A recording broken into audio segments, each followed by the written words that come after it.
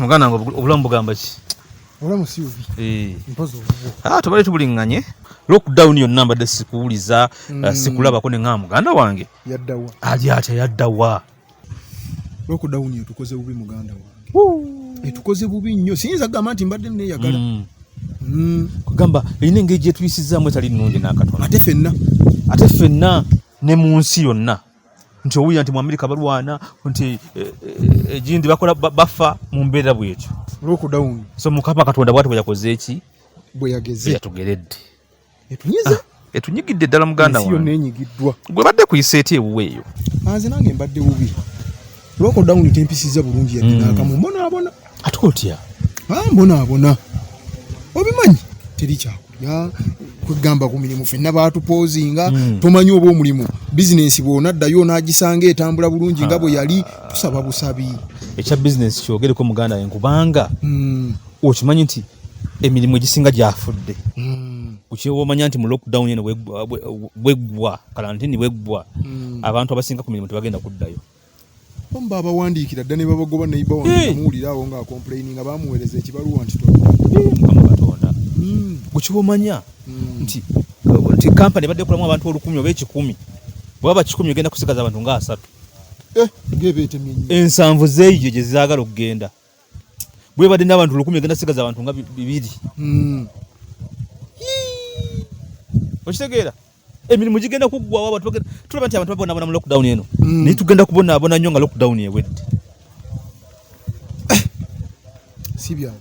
Era nze kyensaba kafyu yeesigalewo okumala emyaka ng'egi. Myaka 2. Naye naawe teyandisigaddewo kubanga obudde buno bugenda ne butuuka essaawa emu ng'owulira obadde okyalina akantu ko obadde oyagala omaliriza naye ng'ate olina okukoma odduke ewaka. Nze kyendowooza kubanga parliament nawulidde nti egenda kulivayizinga obudde bwa kafyu. Bagenda butunulamu bakitegedde nabo nti essaawa emu eyinza okubeera enzibu ennyo. Basobola okuliseeka ku ssaawa 2 oba 3 bajongereyo paka ku 3 naye nga kafyu esigalewo kubanga abantu gye banaakoma okubeera nga bali mu mbeera embi obwavu nga bungi tebalina kyakulya tebalina byeki obutemu n'obubbi bugenda kubeera bingi nnyo. Bagenda kukola ebikolobero ku bannaabwe bwe kiri. So kati embeera eriwo muganda wange nange mbaddeyo bwe ntyo nga omanyi bitwasembako okwogeraawo bewaŋŋamba ne bigamba Kirabo. Kirabo naye nagenda naye n'abigamba sisita we n'amunyombesa bubi nnyo kwegamba ne ŋŋamba nti mutuufu senga tewaŋŋamba Meloni byakugambye tebyandisaasaanya nnyo mangu webityo kubanga ye senga Meloni teyabigamba gwe tebyantambule ku kyalo konna konna ensi yonna n'ebitegeera naye namukomyeko era mu kaseera kano ngenda kukola ngenda kubako mutwala mu kafo kaffe katera okutuulamu twogeremu tumalirize embeera yaffe mu nnaku si nnyingi nnyo mukwate mutwale wa Keremu mujjewo ewaka. Ogenda mutwala wa sisita we? Ogenda mujjawo. Tugenda kubeeraawo nga tulinda buli muntu. Ojja kuba weeyambye kuba muganda wange olubuto lujja kukulawo mukyala alulabe oggweko emirembe ewaka. Olaba gimpeddeko kati. Abakazi bazibu nnyo. Nze muganda wange mbadde nga mu stress ate nga omanyi nti munnange akaana ako kawoma nga sumbusa ya nnyama. Bw'ogambye? Nga sumbusa ya nnyama? Kawoma nga sumbusa ya nnyama kati.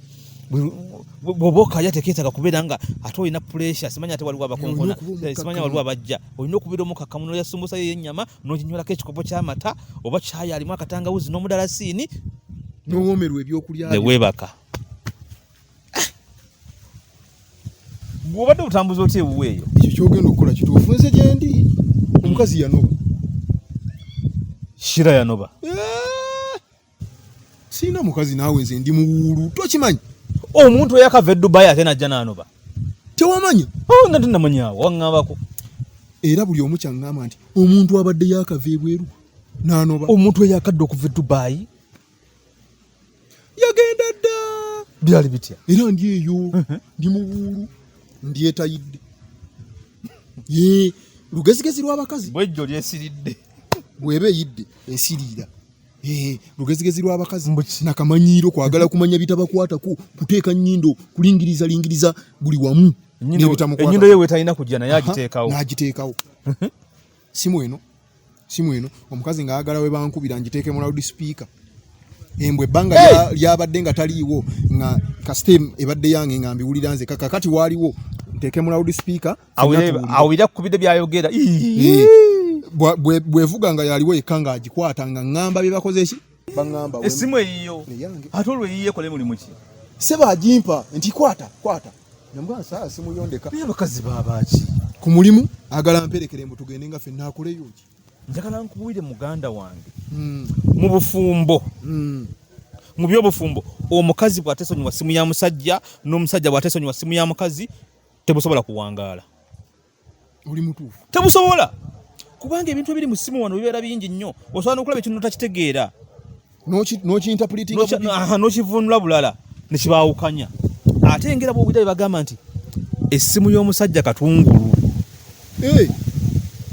essimu y'omusajja katungulu tewaliyo mukazi agitunulamu n'atakaaba maziga ate era teweerabira bagamba nti essimu y'omukazi tayimu bbomu sawa yonna ebaluka buli lwogitunulamu ng'oli musajja bba wa mukyala omutima gugenda kukutuka egenda kuwa hati ataako ofe kubanga bw'onookebera mu zimeseji zino ojja genda okebera oluusi ojja kugenda okwekanga nga mukyalawo nga n'ekitawu yamugabula emaali oyabika tojja kukomawo wokka ojja genda okwetoloola kubanga oyo mukyala kiraka muguba muzze gwe gwakugaba ojja genda okwetoloola nga n'ekika kyonna yakigabula nga bonna bamweggala abantu beesonyiwa amasimu g'abannaabwe kati nga mugenda ku mikolo gino egy'ekika gino emulumbe simanya mulinawo obubaga ozimba oze ne mukyalawo bawaagundi banno nga bakutunuulira bati aterese ekinno nga nno kasano balowooza naayina oyo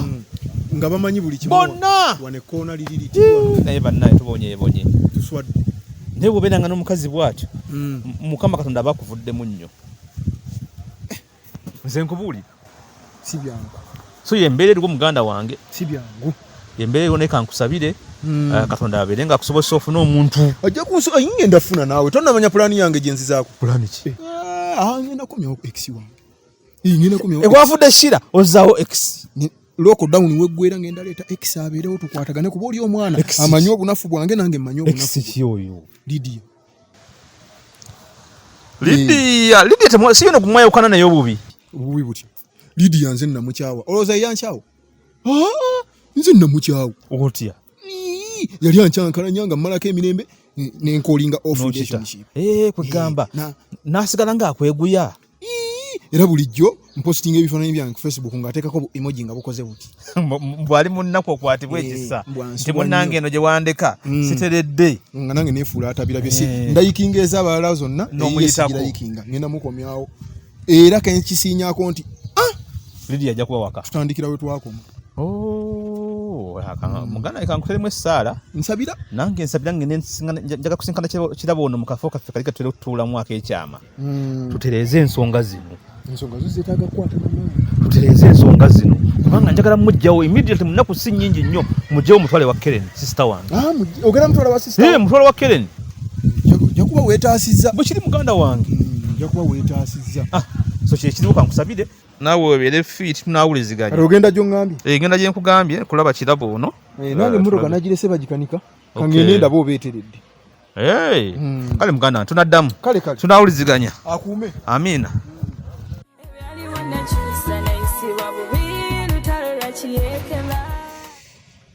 kakati vaala ki ekituleese ekitujja ewaka nekituleeta waneeno kirabo teweeraliikirira ekyenvudde nkujja ewaka nenkuleeta wano ensonga eri emu oba bbiri bwe tubeera ewaka tetuyinza kwetaaya bulungi oba kitegeera buli muntu abeera kutaddeko amaaso buli wembeerako mu kasonda naawe embeera neeraliikirira so nenjagala tujje mu kifo we tuyinza okubeera free twogere ebintu byaffe ebisembayo oba kitegeera tumanye obulamu bwaffe tugenda butambuza tutya kubanga kirabo okimanyi bulungi olina ebintu byange bye nakuteresa era nkusaba era nkukuutira obikuume bulungi kyekintu kyenkusaba naye nga mu kyo olwaliro njaga twogere ebintu bulungi tukole ekisembayo tumanye sitepu eddako kitegeera mukwano okay kakati obadde olina ekipya kwena ensonga ekipya kyonna kyobadde ondeetedde maine tewali nnyo kipya era bye tubadde twogerangako naye kwegamba wali tubadde nga tubyogerako nga tupa kukaa okitegera nodduka nodda eno nodduka nodda eri bwotunga bweralikira tonajja ate kati mu mbeera bwetyo so ekiriwo kiri nti nga bwe naggamba nti nayogera ne sister wange Kellen bwe nava okwogera naye nenzira nenkugamba nti munnaye yakkiriza niba nakikugamba walaga nga akkiriza ate oluvannyuma noŋŋamba nti kokirowoozeeko kati nga njagala kukijja mu kamwako nti oŋŋambe nti Valentino genda maaso nzikiriza ntwale wa Kellen because awawaka wali risky okitegera wali risky nnyo wasalawo kimukwano ekintu ekyo wakiŋŋamba dda kati wakifudde luyimba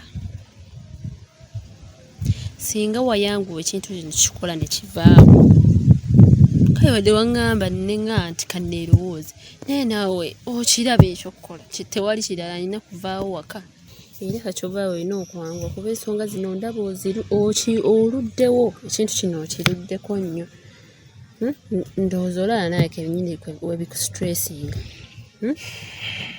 ate gwa byereetera wenobadde osiibewako siiba weeraliikiridde osiiba weekanga biki kati mukazi wo wanaatandika okubeera nga akulowooleza omukazi yandowooleza dda yandowooleza ebintu bingi nze ku mutwe guno omupiira kujjuddeko stress mu kaseera kano simanyi stress gwamwereetera stress nowoti bw'oyinza okwogera nti nze neetya stress kirabo naye njagala okimanyi nti gwomu ku babadde bampa stress otya twateesa nti ebintu bino bibeere byakyama dakiika y'emu oyibulidde sisitawo Melon ovuddawo obigambye abalala oba kitegeera kati just imagine senga Melon ebintu ebyo tabibulidde Casanova n'abigamba muntu mulala senga bituuseewa nyera Casanova olwamugambye najja nantegeeza okitegeera kati yene ensonga njagala mukwano esigale nga toddamu gigamba muntu era newabeera maamawo ogenda kuleeta obuzibu kati era ensobi wazitadde ku nze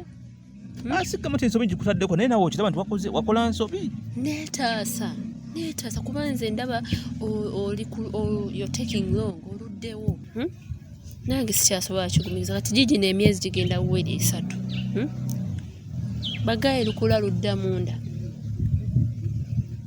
jjukira nakuwa options eza 2 tu either lujjamu oba okwate kubo nzijewaka ey'okulujjamu yakulema neŋŋamba owaayo omusajja yakayagala omwana we kwe kusalawo nkozeki nduzaali naye n'okunzija ewaka obutaleeta lutalo kirabo nakugamba ekigambo okugjamu olubuto kijje mu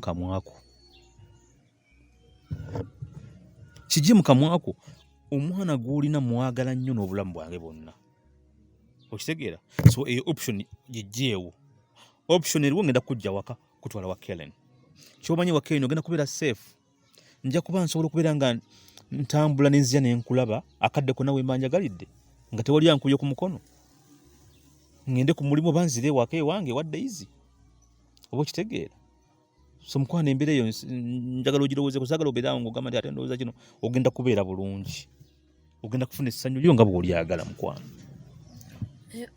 naye omanyi obunkenke bwe mbaddeko mu lockdown eri nga naawe kennyini nkulaba webuzabuza weekanga wegira otya naye ekizibu kyo kulwawo era nze kwonoolwawo nnyo ujjo kyolunaku olwo bwe kyosange nga siriyo munoonye nga temundabako anyway ekiriko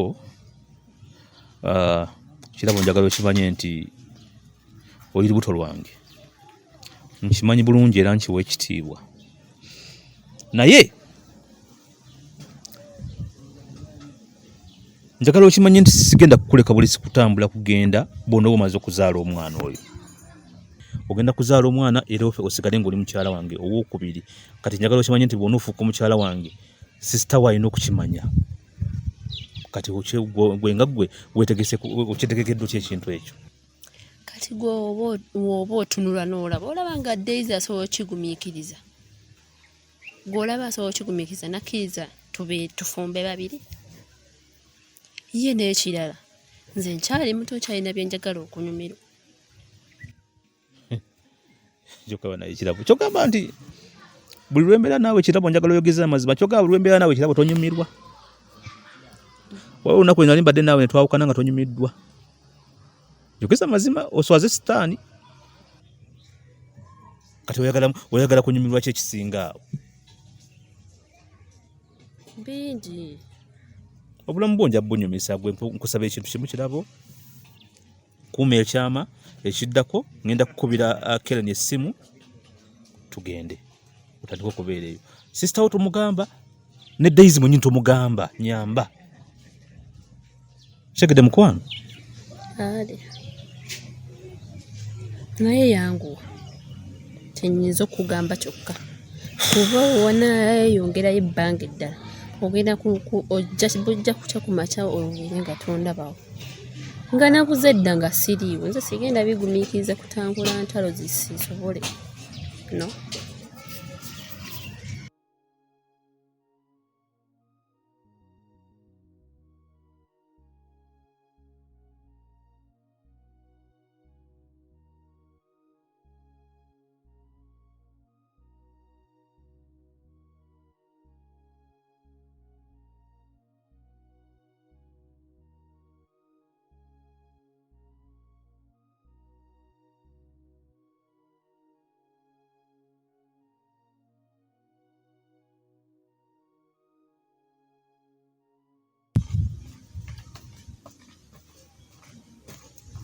Kirabo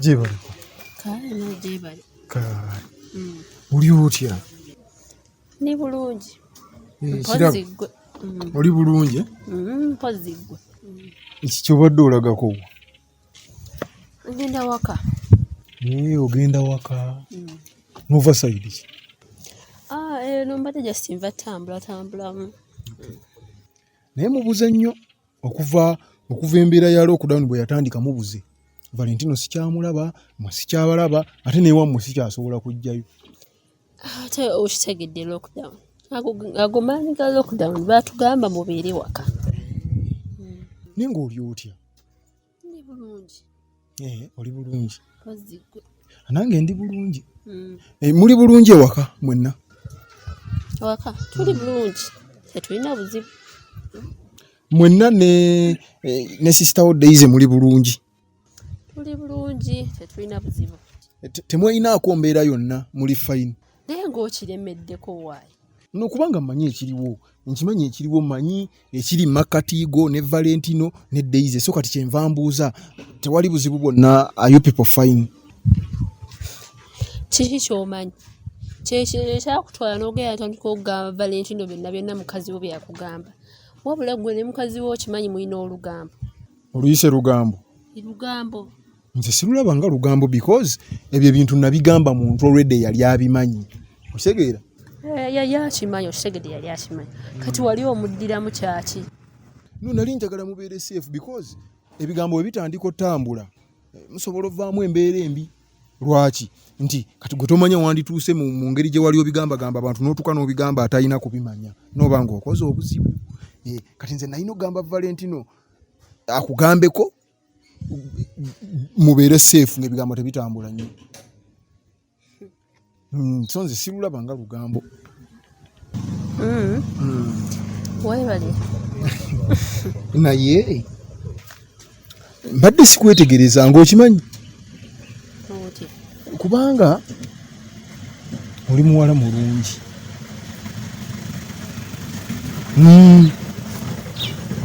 oli muwala mulungi ate olina n'engeri gy'ogezeemu oba ogezze eki gwe lockdown tekuyisiza bubi ate tegwa tamanyi nti ensonga ezo zigeze ez'okubeera olubuto nkimanyi lugeza naye terunyiriza ati bwe lugeza omuntu ne lumunyiriza aba wanjawulo kati awo era naye lwakuba nti olumu tuba n'emikwano gye sitegeera oba gyaba gitya kati nze neebuuza Valentino yali akunoonyaako ki kubanga kakati nze kyendaba kiikino Valentino already yalina sisitawo kati ate gwe yali akwagaza ki singa gwe yakutulekera okitegeera kwegamba nange nemmanga nina engeri gyenfunyeemu naye kati yabatwala mwenna ebyobugagga byonna ye yabyetwalira kati ffe twaviiramu awo. Wali oyagala ofunemu oti? Edda, of course kati tuli bantu bakulu. Kirabo oli muntu mukulu nange ndi muntu mukulu. Oli mulungi ate obulungi bwo bulabika nze mbulaba. So kati omuntu waba mulungi aba asaana kwagala. Kati yegwe best friend gwe yeesiga. Era ndi mukwano gwe. Era ndi mukwano gwe, era ndi best friend we. Just amazima googerwako kati ogamba yakola kirungi okutwala ne tuba nga ffe tukyasobola kufuna. Ensonga wali ogimugambyeko. Ngenda mugamba era nkyayi yangeri kije ngenda kimugamba mu kireme muyisa obubi but ngenda mugamba era bwakuyisanga obubi.